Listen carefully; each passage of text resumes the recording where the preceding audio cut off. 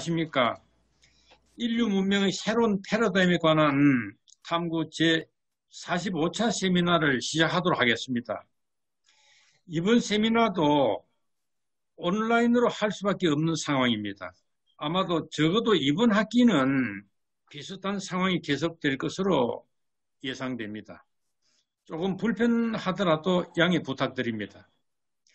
오늘 주제는 현재 우리 사회의 뜨거운 감자로 떠오른 기본소득, 베이직 인컴이 되겠습니다.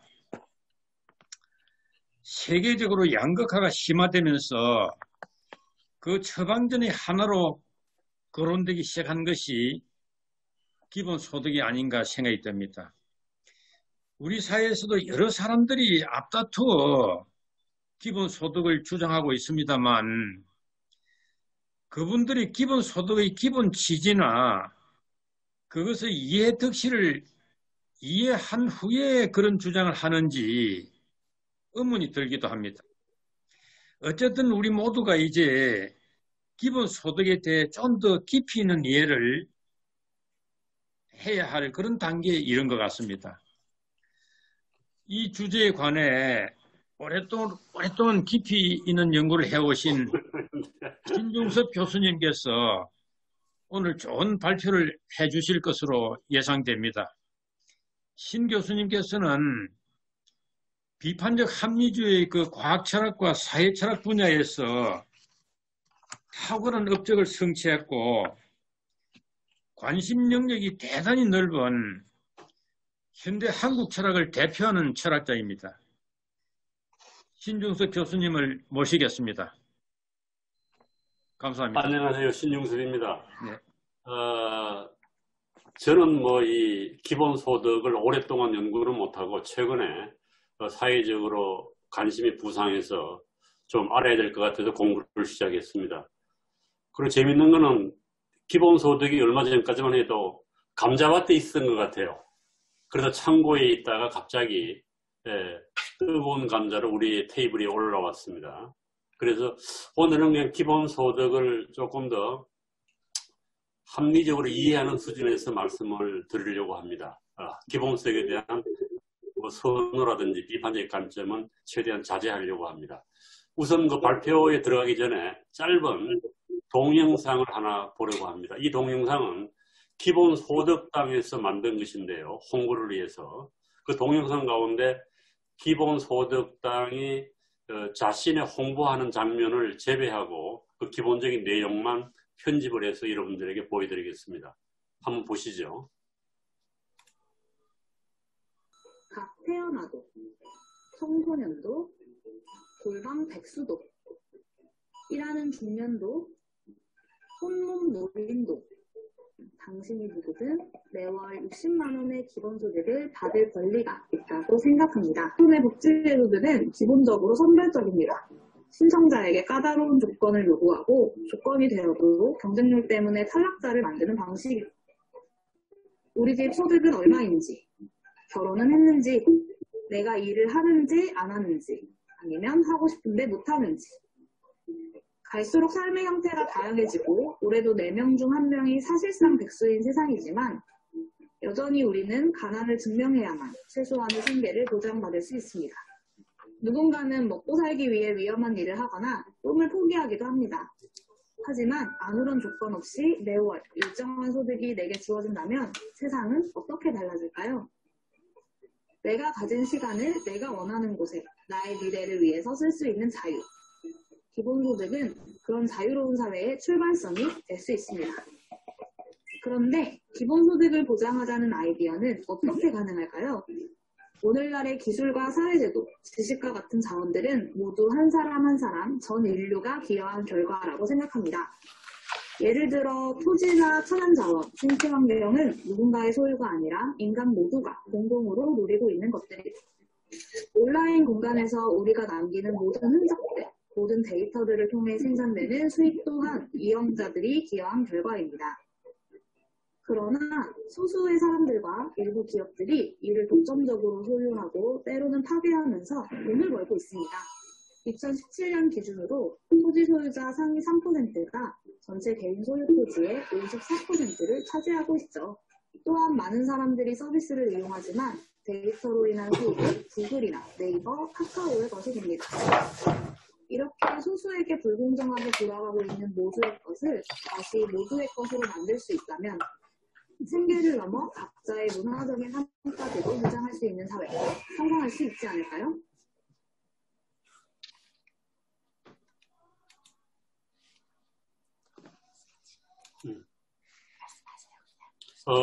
이제 그러면은 PPT를 중심으로 해서 제가 발표를 진행하겠습니다. 이 PPT는 급작스럽게 만들어가지고 주변에 좀 도움을 많이 받았습니다만은 내용을 얼마나 잘 전달될지 한번 보겠습니다. 오늘 저 발표 내용은 크게 한 10가지 정도로 요약을 해볼 수가 있습니다. 우선은 기본소득이란 무엇인가라고 하는 기본소득에 대한 기본적인 설명을 하고요.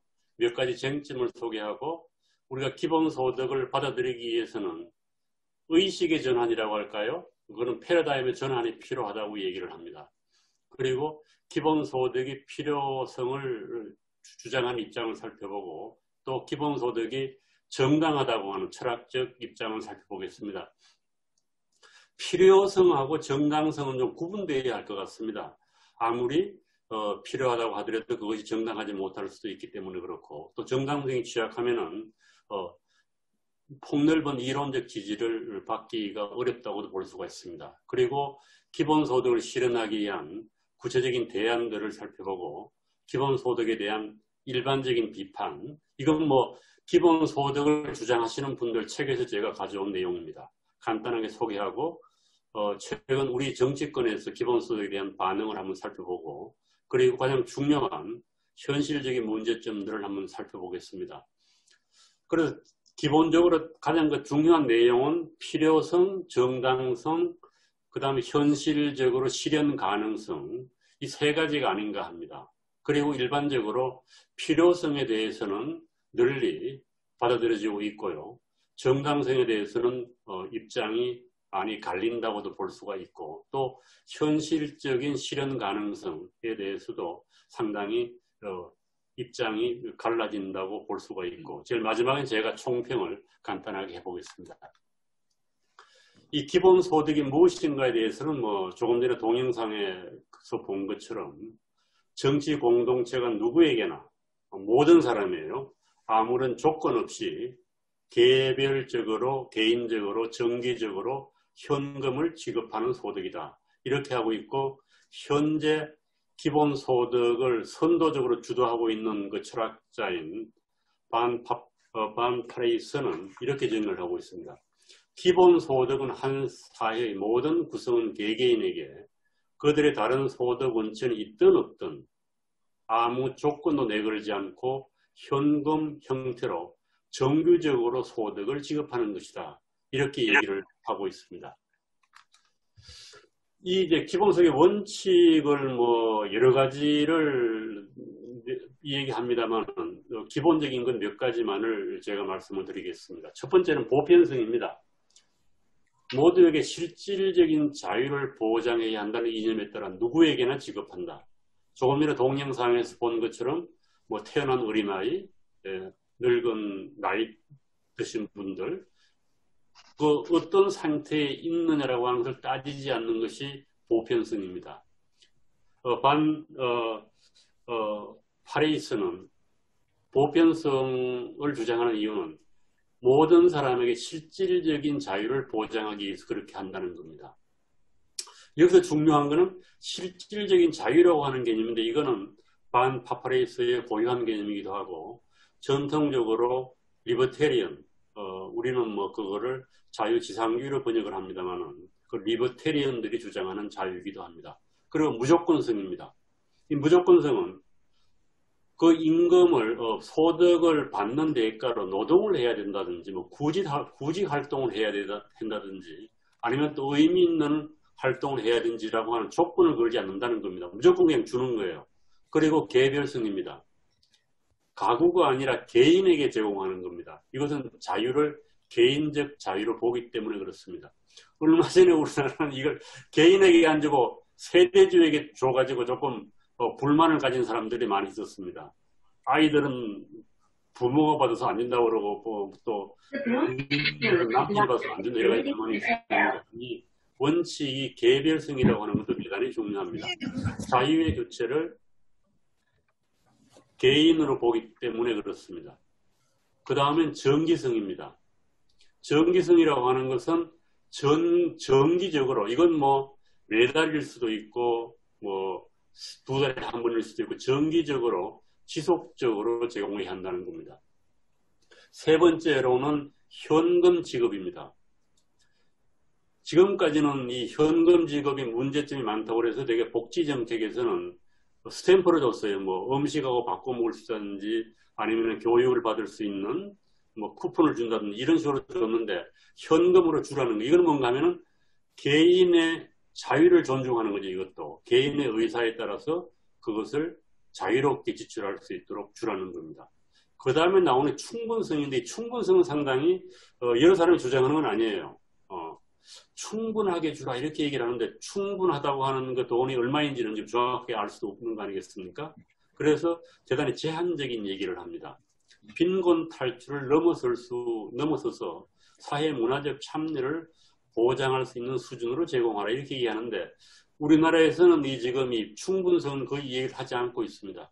충분하려고 하면은 상당한 정도의 금액이 되어야 되겠죠. 그러다 보면은 사람들이 이거 뭐 현실적으로 가능한 거야? 이런 반론이 바로 나오기 때문에 이 충분성은 우리 사회에서는 크게 논란이 되지 않고 있고 기본소득을 주장하시는 분들도 이 부분에 대해서는 이 얘기를 잘 하지 않고 있습니다. 그 다음에가 이제 그 수단적 대체 반대라고 하는 건데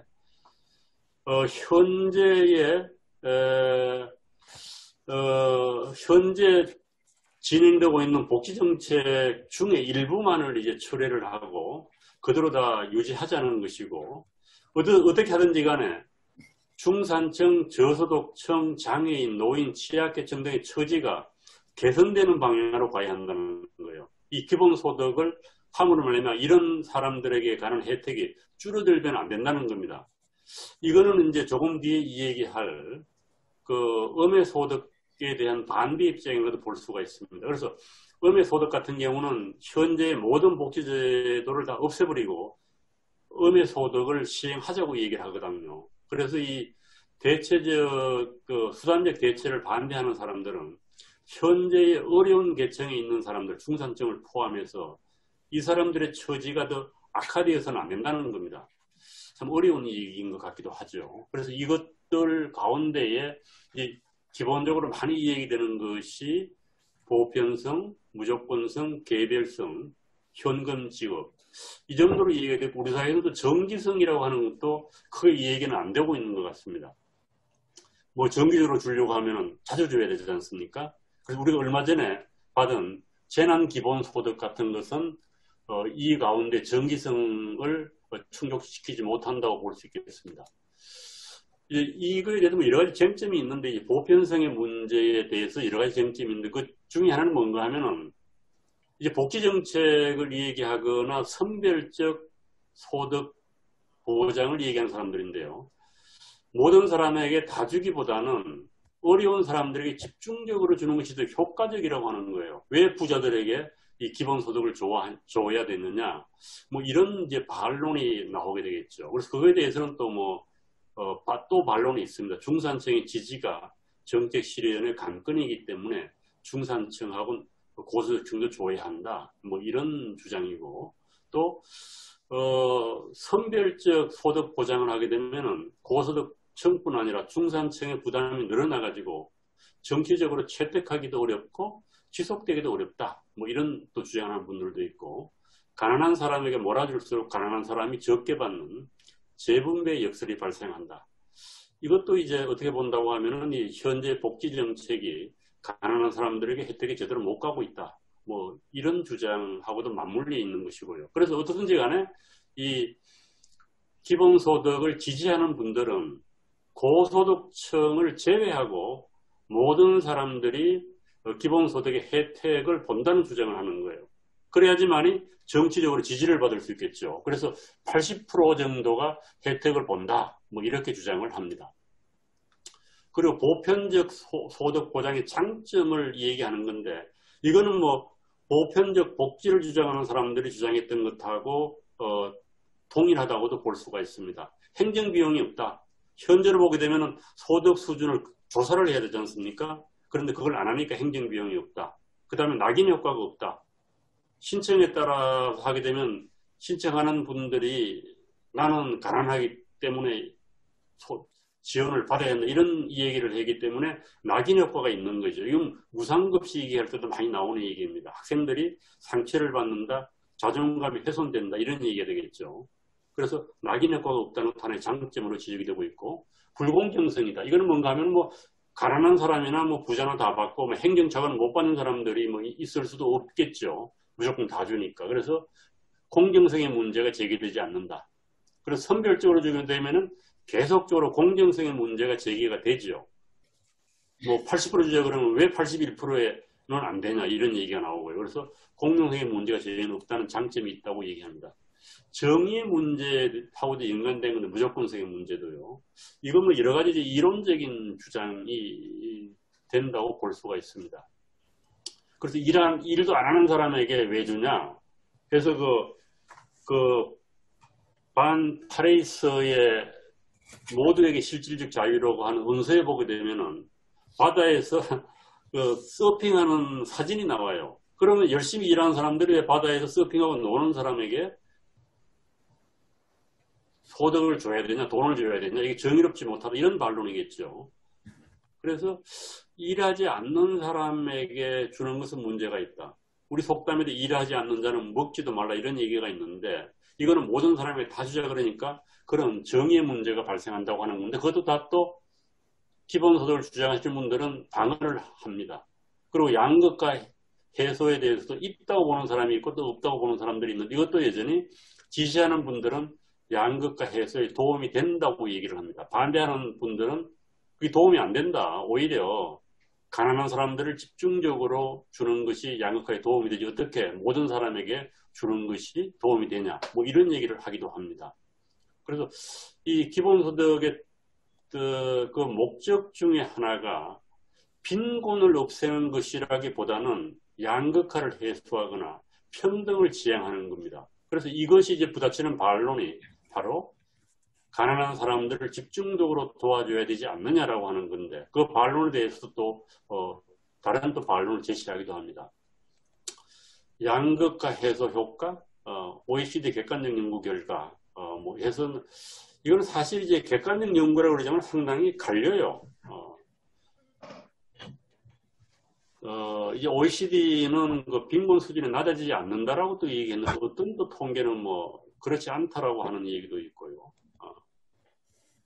더미래 연구소 등 진보 진영에서도 우리나라의 진보 진영이죠. 기본소득에 반대하는 목소리가 높습니다. 복지국가를 지지하는 분들은 이 기본소득이 오히려 그 빈곤한 사람들이나 복지 효과를 줄일 거라고 하는 얘기. 그래서 재밌는 거는 현재 정치권의 그 진영별로 보게 되면은 자유주의자들도 이것을 반대하는 사람들이 높아요. 현재 그 국민의힘입니까? 그 김종인 대표로 있는 당의 입장하고는 달리. 그리고 진보 진영 중에서도 전통적으로 복지 효과를 옹호했던 분들은 이 기본소득에 대해서 반대를 하게 되고 또 마르크스주의자들도 기본소득에 대해서 반대하는 분들이 많습니다. 그래서 진영을 가리지 않고 찬성과 반대가 우리 사회에서는 공존하고 있다. 이렇게 볼 수가 있습니다. 이것도 이제 또 이 기본소득에 대한 반대 입장인데 근로유인의 문제 해서 반대하시는 분들은 이 근로의 의욕을 없애지 않겠느냐라고 하는 얘기를 하는데요. 또 그렇지 않다라고 기본소득 지지자들은 얘기를 합니다. 복지함정을 유발하지 않는다. 복지함정이라고 하는 것은 복지 수혜자가 일자리가 생겨도 복지를 받기 위해서 일을 하지 않는 거예요. 왜 그런가 일을 하게 되면은 복지에 자격이 박탈당하잖아요. 그런데 기본소득을 주장하시는 분들은 기본소득을 받고 자기가 또 일을 해서 임금을 받으면 수입이 올라가기 때문에 근로유인이 강하게 있다라고 주장을 하는 것이죠. 그래서 이것도 입장이 상당히 갈리게 됩니다. 그리고 이제 기본소득을 위한 패러다임의 전환이라고 해서 기본소득을 주장하시는 분들은 우리가 세계관을 바꿔야 된다는 거예요. 현재 생각으로는 기본소득을 받아들이는데 의식적 장벽이 많다는 얘기가 되겠죠. 그래서 생각을 좀 바꿔봐라. 패러다임의 전환이 필요하다. 이런 식의 주장을 합니다. 그래서 저소득, 저세금, 저복지. 우리나라가 지금 그렇다는 거예요. 여기에서 고소득, 고세금, 고복지로 봐야 한다는 겁니다. 이 악순환을 깨야 한다. 그리고 저복지, 저세금, 저복지의 악순환은 시장 맹신과 시장 만능주의의 사고의 산물이다. 그래서 그런 패러다임을 버리라는 겁니다. 그리고 기본소득을 시행하게 되면 국민의 80% 이상이 압도적 다수가 순수혜자로 변하게 된다.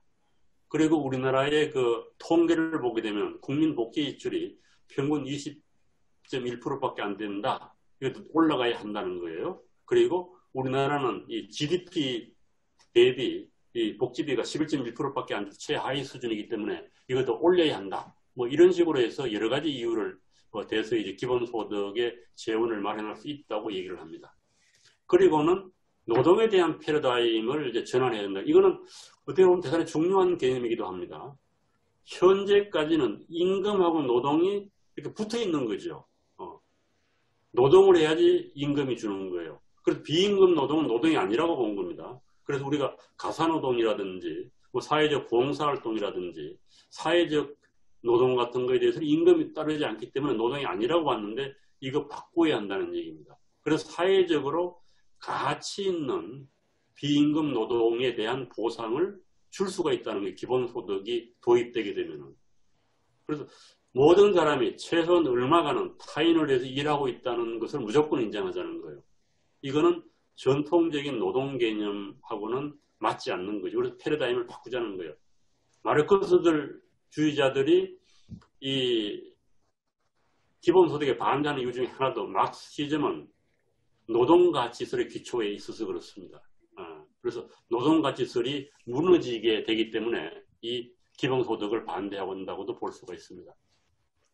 그 다음은 생산에 대한 패러다임을 전환해야 되는데 이거는 이제 철학적으로는 상당히 이제 좀 복잡하고 논란이 많은 건데요. 공동부라고 하는 개념을 사용해요. 이분들은 기본소득을 주장하는 사람들은.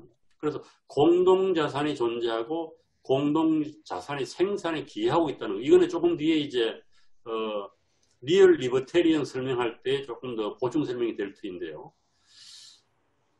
이 기본소득을 주장하는 분들을 우리가 리버테리언이라고 얘기를 합니다.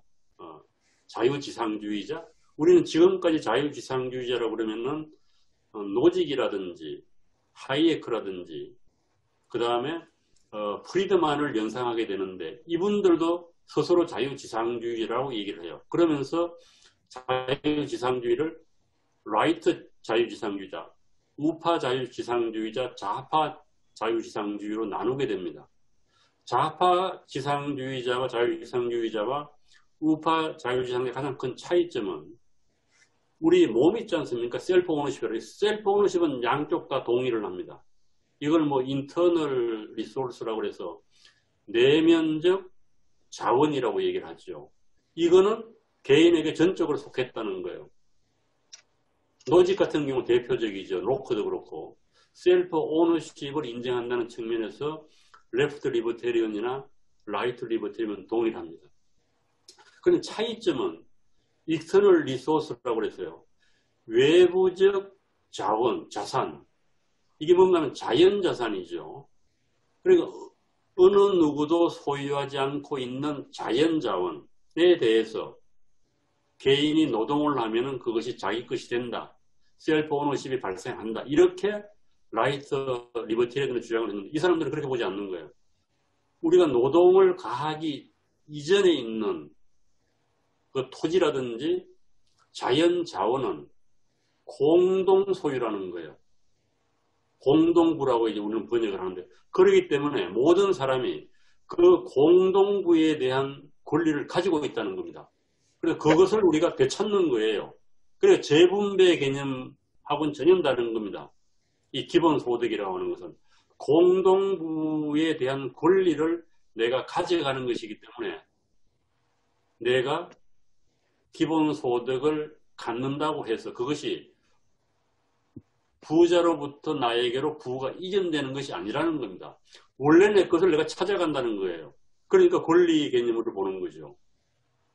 그래서 이런 이제 개념, 자연 자원은 모두의 것이다라고 하는 그 개념이 현대적으로 오게 되면서 그것이 확장됩니다. 부의 원천은 노동만이 아니라 토지, 자연 자원, 인터넷 데이터, 요즘 뭐 데이터 경제라고 얘기하지 않습니까? 데이터, 전파, 이런 것들이 모두 인류가 축적해온 것들에 포함된다는 겁니다. 그 다음에 어떤 또 분들은 이런 것뿐만 아니라 소셜 캐피탈, 사회적 자원까지 사회적 자산으로, 공동 자산으로 보는 거예요. 우리가 돈을 벌고 경제활동을 하게 되면 우리 사회에 축적되어 있는 사회적 자본, 신용이라든지 신뢰라든지 이런 것들의 혜택을 본다는 거죠. 그래서 우리가 번 돈은 온전히 우리의 것이 아니라는 거죠. 공농부가 존재한다는 겁니다. 그래서 공농부라고 하는 개념이 대단히 중요한 개념이라고 볼 수가 있습니다. 그리고 기본소득의 필요성은 뭐 너무나 많은 얘기를 했기 때문에 이것은 그냥 간단하게 설명하고 넘어가겠습니다. 기존의 기본 복지국가가 위기에 왔다. 뭐 왜 위기에 왔다는 설명은 다양합니다만 생략하기로 하고요. 4차 산업혁명의 전개. 이건 우리 정 교수님도 이에 대해서 논문을 쓰셨더라고요. 여러분도 한번 읽어보시기 바랍니다. 그리고 이게 뭐 노동의 종말이에요. 4차 산업혁명이 일어나서 AI가 적극적으로 활동을 하게 되면은 일자리가 사라지게 된다. 그럼 뭘 먹고 사냐 이거죠. 그래서 기본소득이 필요하다. 플랫폼 경제와 불안정한 노동이 확산되고 있다. 이것도 새로운 노동 현상이죠. 그리고 또 불평등이 심화되고 있다. 이런 것들이 이제 많은 사람들의 감성을 자극하는 언어가 되겠죠. 그래서 이거 기본소득을 통해서 다 해결할 수 있다고 주장을 합니다. 그리고 기본자산의 필요성. 요거는 기본소득과는 조금 다른 개념인데, 이건 뭐 제가 길게는 얘기 안 드리겠습니다. 기본자산이 있고 기본소득이 있는데, 어떤 사람들은 기본자산이 아니라, 기본소득이 아니라 기본자산 주장을 해요. 기본자본이라고도 번역을 하고, 뭐, 이 명칭은 다양해요. 이게 뭔가 하면요.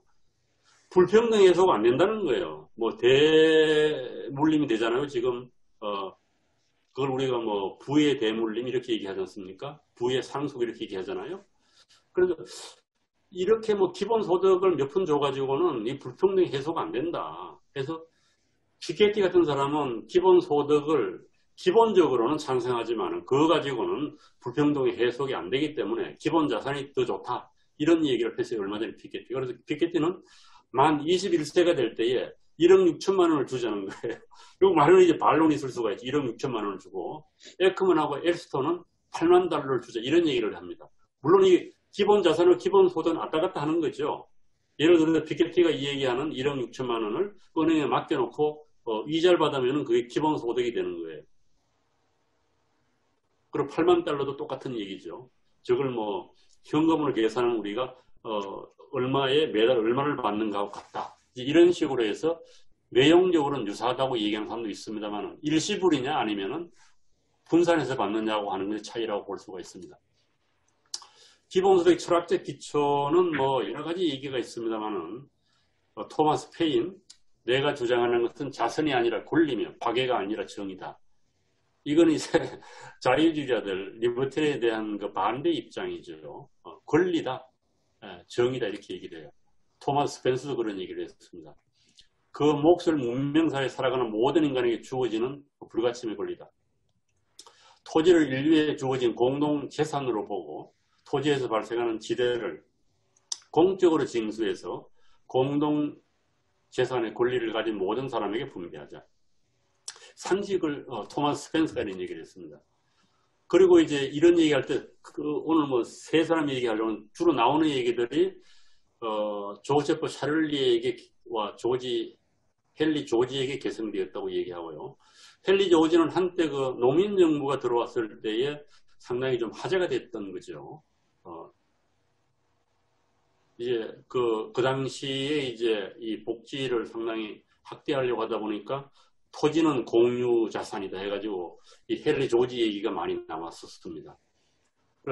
헨리 조지는 토지를 공동재산으로 보고 지대를 한수할 것을 주장을 했고, 밀턴 프리드만은 조금 색채가 다른 사람입니다만은, 밀턴 프리드만은 자본주의 자유에서 음의 소득세를 제한해서 국내 보수파로부터 심한 공격을 받았습니다. 흔히 밀턴 프리드만은 대단한 자유주의자로 취급을 받고 리버테리안으로 분류가 되는데, 밀턴 프리드만이 음의 소득세를 제한하는 이유는 복지 국가의 폐해를 일소에 제거하기 위해서 주장한 겁니다. 그래서 조금 맥락이 다르죠. 그래서 밀턴 프리드만은 보수파로부터 심한 공격을 받았습니다. 그리고 오늘 이제 주로 얘기가 될 필리페 판 파레이스, 뭐 표기도 일치하잖아요. 어떤 사람은 파레이스로 쓰기도 하고 합니다만은 현재 기본소득의 진영의 대표 주자라고 볼 수 있고 1951년생입니다. 그리고 1995년에 모두에게 실질적 자유라고 하는 책을 썼고, 그 이후로 끊임없이 운동가이면서 이론가이고 뭐 이렇게 해서 복합적으로 활동을 해온 분입니다. 그래서 이 세 사람의 이야기를 이렇게 놓고 보면요, 이거는 이제 전강수라고 하는 분의 논문에서 가져온 건데, 헨리 조지, 프리드만, 판 파레이스를 놓고 보면은 권리에 기초한 직업 조지, 판 파레이스하고, 프리드만은 권리로는 인정하지 않습니다. 그런 권리가 없다는 거죠. 보편적 급여에 대해서는 조지하고 판 파레이스는 안전이 찬성이고, 프리드만은 반정도. 현행 복지제도를 대체한다라고 하면 프리드만은 안전대체고 판 파레이스는 일부만 대체하는 겁니다.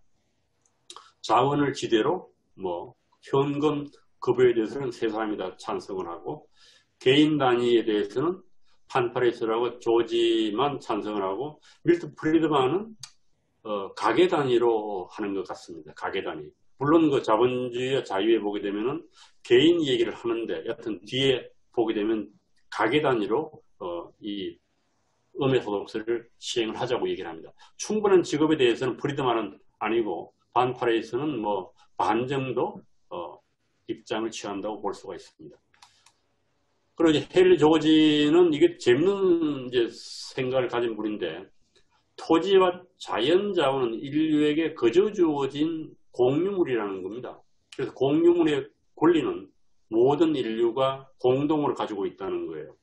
그래서 진보와 빈곤을 1879년에 써서 그 당시에 어떤 그 사회적 환경하고 맞물려가지고 이것이 성경 다음으로 많이 팔렸다라고 얘기를 할 정도로 그 당시에는 대단한 베스트셀러가 됐다고 그럽니다.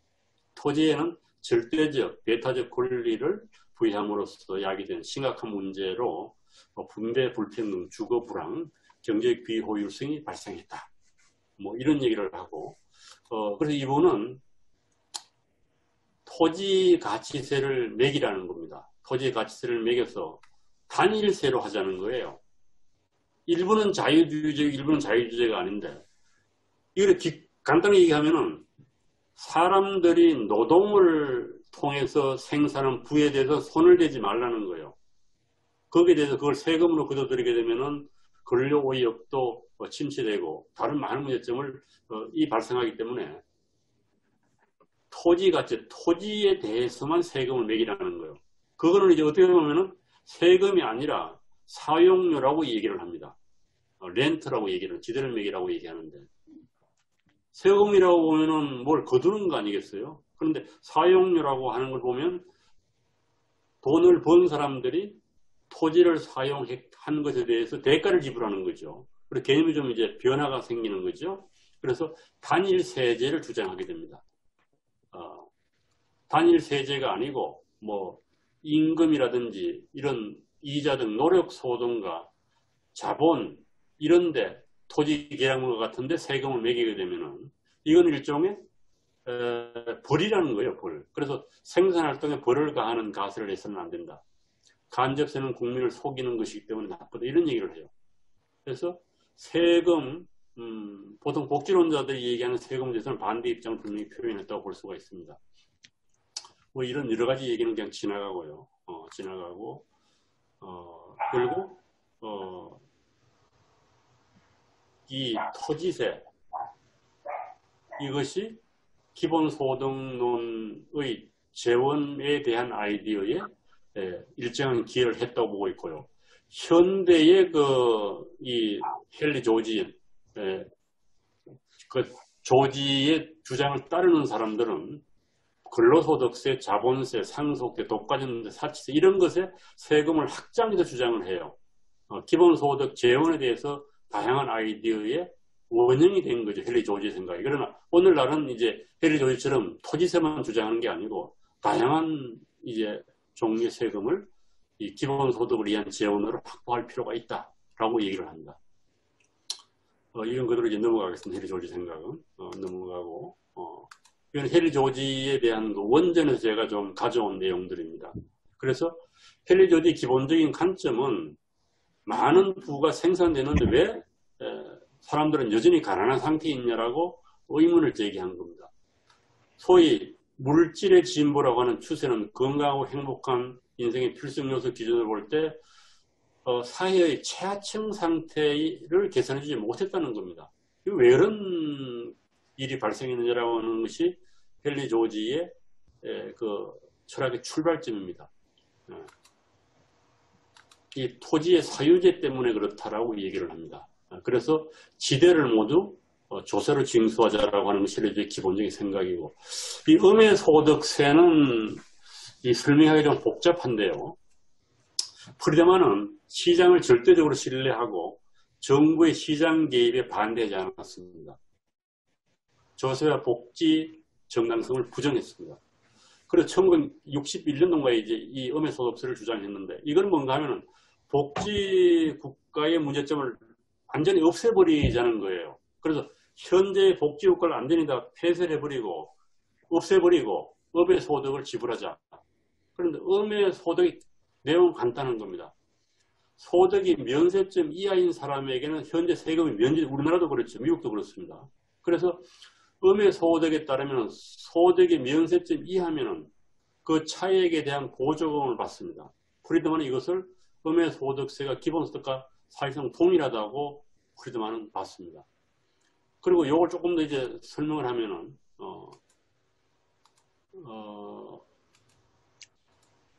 여기 내용이 나오네요. 1978년 미국을 기준으로 한 겁니다. 4인 가족의 기초공제액이 7,200달러였다고 그래요. 그래서 이 음해소득을 지금 설명하는 겁니다.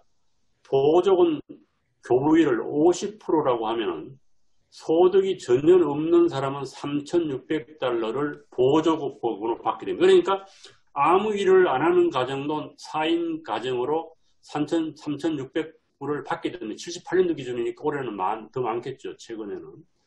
만일 가족 가운데 한 사람이 취직을 하여 소득이 생기면 정부로부터 받는 보조금은 줄어들지만 총소득은 늘어납니다. 만일 100달러로 추가 수입이 발생했다고 하면은 여기 보세요. 여기 아까 여기 보조금 교부율을 50%라고 그랬잖아요. 그럼 여기에서 50%만을 소득으로 하는 거니까 50% 하면은 500달러가 돼요. 그러면은 여기에서 3,600에서 500달러를 빼는 거예요.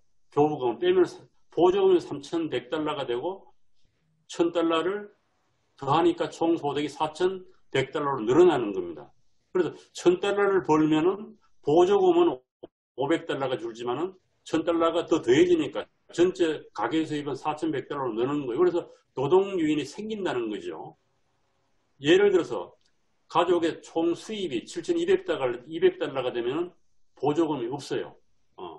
그래서 일을 전혀 하지 않아도 3,600달러가 보장이 되고 일을 하게 되면 쭉 올라가서 7,200달러까지 올라가는 거예요. 이래 되면 근로요인을 없애지 않고 기본소득을 통해서 최소 생계를 보장하게 된다. 뭐 이런 이제 주장을 프리드만은 했습니다. 그래서 음해소득세 제도의 목적은 모든 가족에게 최소한의 소득을 보장하고 거대한 관료기구를 피하고 상당한 정도의 개인 책임을 유지하고 개인의 보조금을 받는 대신 일을 해서 돈을 벌어서 세금을 내도록 하는 유인 효과가 있다라고 설명을 합니다. 그래서 이것이 어떻게 보면 또 상당히 설득력이 있는 것 같기도 하고 일부 리버테리언들은 뭐 받아들인다고 보는 또 정치적으로는 이거를 못 받아들였어요. 미국에서. 이게 다른 제도로 이제 변하게 되는데요. 이 밀턴 프리드만의 음의 소득세입니다. 요거 조금 뒤에 이제 현재 우리나라하고 이제 연관적으로 설명을 하고요. 펠리페 반 파레이스는 뭐 실질적인 자유를 주장하고 실질적인 자유지상주의라고 얘기를 합니다. 자기가. 그리고 평등주의적 자유주의 이런 표현도 쓰고요. 그래서 뭐 하여튼 실질적 자유라고 하는 거는 자기가 하고 싶은 것을 할 수 있는 자유다. 그래서 리버테리언들이 말하는 소극적 자유하고는 좀 구별되는 개념입니다. 그리고 자유사회라고 하는 것은 실질적 자유를 보장하는 사회고 실질적 자유를 보장하는 것이 정의다. 이렇게 얘기를 합니다. 지금 넘어가겠습니다. 넘어가고 또 이제 공화주의도 기본소득을 강력하게 지지를 합니다. 이건 뭐 또 다른 주제여가지고 제가 여기서는 뭐 길게 얘기를 못 하겠습니다만은 사람들이 비집의 자유를 누리기 위해서는 기본적으로 먹고 살 만한 그런 경제적 자유가 보장이 돼야 된다라고 해서 공화주의자들도 기본소득을 지지하는 입장이라고 볼 수가 있습니다. 그리고 이건 잘 안 보이는데 이제 우리나라에서 이제 이 기본소득을 실행하자라고 해서 제가 드린 자료 이 몇 페이지인가요? 그 자료에 보면 여기 조금 더 보기 좋게 나와 있는데 12페이지입니다. 그래서 우리나라에는 뭐 여러 가지 대안들을 지금 냈어요. 뭐 강남은 강노원 같은 경우는 1인당 연간 400에서 900만 원을 주게 되면 소요 예산으로는 291조가 소요된다. 이렇게 얘기하고 또 강남은 다른 책에서 모든 국민에게 1인당 연간 300만 원을 주자. 그러면은 146조 원이 필요하다. 뭐 해서 여러 학자들이 자신의 입장에 따라서 지급 대상은 뭐 전 국민으로 하고 지급액을 얼마로 할 것인가, 소요 예산을 얼마로 할 것인가에 대한 연구를 내놨습니다. 이것도 이제 실제로 실행하려고 할 때에 우리가 짊어져야 되는 부담이 얼마나 되고 우리가 받을 수 있는 혜택이 얼마인가를 보여주는 겁니다. 그리고 기본소득에 대한 비판도 많이 나와 있습니다. 이거는 이제 제가 그 기본소득을 지지하는 사람이 기본소득에 대한 반대를 정리한 겁니다. 몇 가지를 정리했는데 유토피아적이다, 감당 가능하지 않다, 복지국가 혜택으로 이어진다, 안정고용과 같은 진보적 정책에서 벗어난다, 뭐 빈민만 현금이 부족하다, 뭐 이런 여러 가지 이제 반대, 임금을 낮춘다 뭐 해서 선거에 조작된다 이런 반대가 있는데 이거에 대해서 다 이제 또 반론을 제기하고 있습니다. 기본소득은 배드 나쁜 것들, 돈 주면은 술, 담배만 마약, 미국 같은 마약 이런 소비하게 돼서 문제가 더 발생한다 이런 주장이죠. 그리고 이제 우리나라에서 정치권의 반응은 뭐 찬성하는 쪽이 있고 반대하는 쪽이 있습니다. 부자에게도 돈을 줘야 하냐? 매달 받으면 누가 일을 하게 됐냐? 기존 복지 제도보다 기본소득이 효율적이냐? 지원말을 어떻게 하냐? 이런 반론이 나와 있고 정치권의 반응은 이제 이렇게 나와 있는데 이거 재밌는 거는 여론조사를 했더니 찬성이 더 많이 나왔어요. 48.6%가 나오고 반대가 42.8% 나오고 잘 모르겠다는 사람들이 86%. 그래서 찬성이 많잖아요. 어떻든지 간에. 이것도 큰 변화라고 볼 수가 있어요. 지난번에 재난소득 받고 뭐 소고기를 먹었다 이런 분들이 많더라고요. 그래서 야 이거 재미있다. 뭐 이런 거 처음 아니냐. 나라가 국민에게 해준 게 뭐가 있냐. 뭐 이런 주장들에 대해서 이제 사람들이 기본소득 이거 좋다 이렇게 보는 거죠. 이낙연 지금 유력한 여권의 대선 주자들이죠. 이낙연, 더불어민주당 지금 대표가 됐나요? 총재가 됐나요? 기본소득 취지는 이해하지만 그에 관한 찬반 논의도 한양은 조금 애매한 태도죠. 이재명 지사는 경기도지사는 뭐 강력한 찬성이고 이론적 지지자고 대단히 내공도 많이 싼 것 같더라고요. 토론하는 거 보니까. 경기개발연구원에서도 많은 연구를 내놨습니다. 김종인 위원장께서는 뭐 기본소득의 검토가 필요하다 뭐 이런 얘기도 하고 했는데 구체적인 내용은 좀 불명확한 것 같아요. 얼마를 주겠다 이런 얘기도 안 하고 그 다음에 또 이제 홍준표 의원은 상당히 반대다. 본질은 사회주의 배급제다. 실시되려면 조건부로 찬성하는 것 같아요. 지금 복지제도가 전면적으로 재조정돼야 한다. 그리고 부분적으로 기본소득을 시행해 본 나라도 있습니다. 그래서 이제 대체로 뭐 긍정적으로 보는 사람들도 있고 부정적으로 보는 사람도 있고 우파 쪽에서는 실패했다고 그러는데 또 지지자들은 실패가 아니다 이렇게 뭐 주장하는 게 있고 그래서 상당히 입장이 엇갈립니다. 기본소득에 찬성하는 입장, 반대하는 입장 해서 양극화 해소에 도움이 될 것이다. 뭐 이거 되게 이런 거 아까 얘기했던 거죠. 또 반대하는 사람들은 뭐 공정하지 않다. 일하는 사람이 늘어난다. 세금을 더 많이 내야 된다. 근로력이 사라진다. 뭐 이런 사람들 주장이 있고. 요거가 이제 현재까지는 이제 나온 건데 요건 지금 언론에 잘못된 거. 오세훈 지난번에 MBC에서 MBC인가요? KBS인가요? 토론했을 때에 나오는 얘기들입니다. 이 오세훈 전 서울시장이 한 건 요거 잘못된 겁니다. 요거는 이 랩 250이 아니라 안심소득을 주장을 했어요. 성심여대의 박희정 교수가 주장하는 그 안심소득을 주장했습니다. 오세훈 전 시장은. 그리고 안심소득은 프리드만의 음해소득을 조금 변경한 겁니다.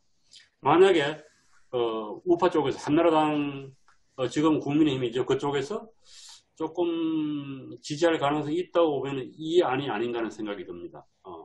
그래서 이재명 기사는 뭐 이런 주장. 그래서 첫 해는 10조 원의 예산하고 연 50만 원을 주자. 이거 참 연 50만 원을 11호 나누면 이거 어떻게 되죠? 한 달에 뭐 얼마를 주겠다는 거예요? 그래서 뭐 이렇게 조그맣게 시작해보자는 거예요. 연 600만 원을 주면은 300조 원이 필요하다. 그 다음에 뭐 민간단체는 월 30만 원을 주자. 이렇게 주장을 하고 현재의 이제 저희 국회의원 한 분이 여당 국회의원이 한 분이 한 달에 30만 원을 주자고 기본소득으로 법안을 상정을 했어요. 이게 뭐 어떻게 될지 모르겠네요. 이 법안에 통과되면 이제 30만 원을 주는 거죠. 그리고 기본소득당이라고 하는 당이 있습니다. 제가 조금 전에 보여드린 동영상을 만든 당인데 여기에서는 60만 원 주장을 합니다. 그리고 이제 오세훈 전 시장은 한 53조 원이 필요한 안심소득을 주장하고 있습니다. 음해소득하고 비슷한 거예요. 그리고 실제적 문제라고 하는 것은 예산 문제예요. 실행 가능성, 뭐 다른 이론적 같은 거는 다 이렇게 우리가 둔다고 하더라도 지금 우리나라 예산이 지금 쭉 증가해가지고 2021년도에 555조 정도가 됐네요. 21년도에 이제 올해가 512조고 내년에 555조예요. 예산이 계속 증가하고 있고 555조입니다. 기억을 해보세요. 그리고 이제 이 중에 뭐 복지 예산은 200조 가까이 있고 교육 예산은 71조, 국방 예산은 52조밖에 안 됩니다. 그래서 지금 복지 예산이 상당히 많죠. 555조 중에 200조 정도가 됩니다. 그리고 국가 채무도 지금 끊임없이 늘어나고 있어요. 20년도가 846조. 근데 24년도는 예상치가 1327조가 된다. 뭐 이런 이제 예측이 있습니다. 그래서 이걸 제가 보여준 이유는 우리나라가 이제 가계빚도 많고 국가 채무도 많고 또 이다가 공기업 부채를 더하면은 엄청나게 더 이게 불어나게 됩니다. 이게. 그래서 예를 들면은 30만 원을 줘도 충분한 돈은 아니에요. 30만 원을 줘도 180조 원이 필요하고 60만 원을 주면은 360조 원이 필요한데 이거 어떻게 감당하냐라고 하는 거죠. 현재 복지 예산은 200조 원밖에 안 되는데요. 그래서 이거 참 감당할 수 있겠는가라고 하는 이제 그런 의문이 들기도 합니다. 그리고 이제 실험을 해봤는데 이거 뭐 실험이라고 하는 거는 갖다 대기 나름이어가지고 객관적이라고 하더라도 이게 진영에 따라서 달리 해석을 하는 경향이 있는 것 같습니다. 그래서 기본소득을 지지하는 분들은 실험해봤다는 것 자체가 성공이다 뭐 이렇게 주장하기도 해요. 빈곤율을 높인다고 경고했습니다. OECD는. 그 다음에 스위스, 핀란드, 독일 이런 데서는 대개가 부결되고 뭐 실패 인정하고 해서 어려운 상황에 처해 있습니다. 그리고 성공 사례로 자주 지급하는 건데 알래스카입니다. 알래스카는 석유가 나잖아요. 석유. 그 석유 난 걸로 공동기금을 마련해서 연 1200불 정도를 지급하고 있다고 그럽니다. 그런데 이걸 성공이라고 봐야 될지 모르겠어요. 석유가 나면 나눠주면 되는데 석유가 없는 나라에서는 어렵지 않겠는가라고 하는 생각이 듭니다. 그리고 이제 총평에서는 뭐 간단하게 말씀드리고 마치겠습니다. 이건 결국 정치 문제인 것 같아요. 뭐 정치적으로 결정하면은 시행이 되고 안 되면은 또 안 되는 거겠죠. 그래서 이 재밌는 건 이제 정치적인 문제에 딱 오면은 이 지지자들은 시작 단계에서는 소액을 주장하게 됩니다. 월 30만 원, 월 60만 원 주죠. 이게 큰 돈 아닌 것처럼 보이잖아요. 그래서 이러면서 이제 이게 설산 눈산 꼭대기에서 주먹만한 눈덩이를 굴려보자는 것이 아닌가, 저는 그렇게 생각을 해요. 일단 굴려보자는 거, 시작을 하자는 거예요. 액수가 뭐 10만 원이든 20만 원이든 시작을 하자. 이재명 기자 같은 경우 1년에 뭐 60만 원 주자, 30만 원 주자 하는 그런 얘기 아니겠어요? 30만 원 얘기했나? 얼마 주자 그랬죠. 그래서 소액으로 주자는 거예요.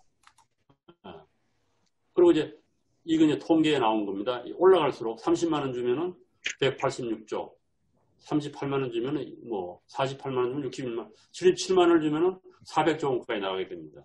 이거 감당하기 힘들겠죠. 뭐 그래서 기본소득이 시작되면은 가파른 경사만 효과가 한 쭉 미끄러지는 거예요. 그래서 선거 때마다 액수가 올라갈 가능성이 있다. 저는 그렇게 생각을 해요. 올려준다는 거죠. 그래서 제가 이 참고문은 쭉 소개를 했습니다. 그래서 뭐 이런 이 두 분, 세 분만 논문을 많이 참고한 겁니다. 정원섭 교수님은 인공지능 시대 기본소득 이렇게 했고, 이 책들이 가장 기본적인 책들입니다. 우리나라에 다 번역이 다 나와 있어요. 그래서 여러분들 관심 가시는 분들은 이 책 한번 보시면 좋겠습니다. 이것으로서 제가 그 발표를 마치겠습니다.